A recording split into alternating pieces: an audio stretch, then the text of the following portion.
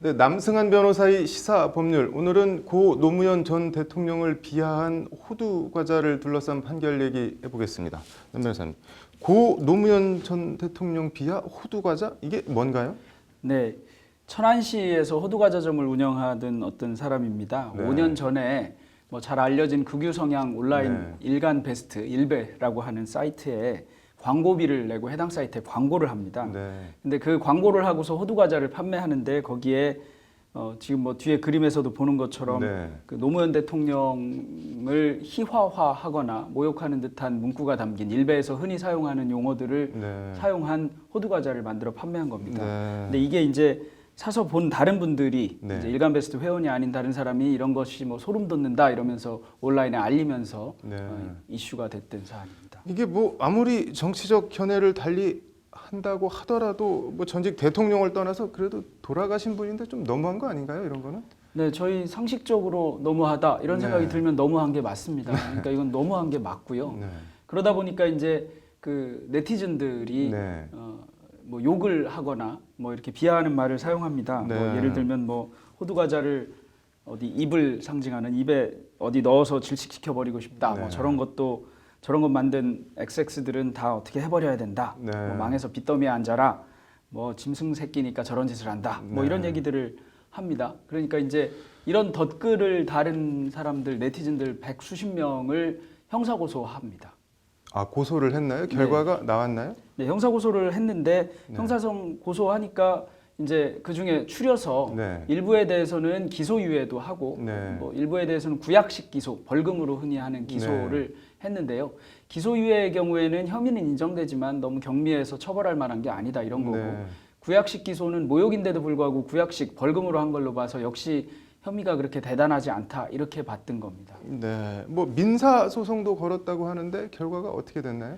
네, 이 형사 사건으로 고소하는 이유는 크게 두 가지가 네. 있습니다. 하나는 이 사람 처벌받게 하겠다는 거거든요. 그러니까 이 네. 극우 성향의 A 씨는 자기에게 욕을 한 사람들을 처벌하겠다는 목적이 있고 네. 그렇게 처벌하겠다고 고소가 들어가면 합의합니다. 모욕죄는 이제 친고죄이기 때문에 합의하면 처벌할 수가 없거든요.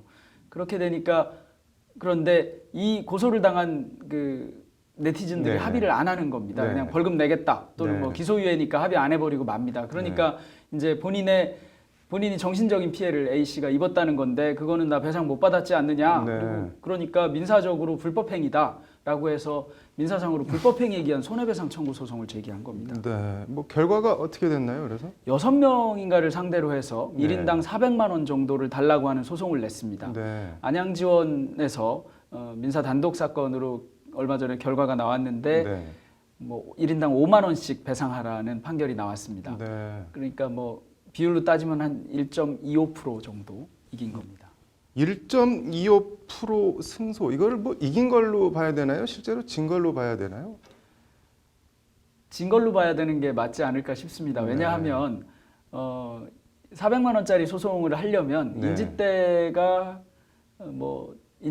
한 2만 원, 3만 원 뭐 이렇게 들어갈 거고 네. 송달료도 또 한 뭐 내는 만큼이긴 한데 한 2, 30만 원 넣었을 거거든요. 네. 그다음에 만약에 변호사를 선임했다면 지금 어떻게 했는지 모르겠는데 변호사 비용도 본인이 지출을 먼저 했을 겁니다. 네. 그러니까 들어간 돈에 비해 받은 돈이 적습니다. 네. 그런데다가 만약에 상대방이 변호사를 선임했다. 그러면 상대방의 변호사 비용도 물어줘야 되는 상황이 된 겁니다. 그러니까 이런 게 더 많은 재판입니다. 뭐 이 제과점 주인은 사자, 모욕죄 이런 거에 해당은 안 되나요? 예전에 그 국립대학교인 부산대학교의 네. 최 어떤 교수가 과학철학 시간에 이런 문제를 냈지요. 뭐 전직 대통령 누구누구는 네. 부정 투표로 당선되었다. 이런 증거들을 인터넷에서 찾아서 네.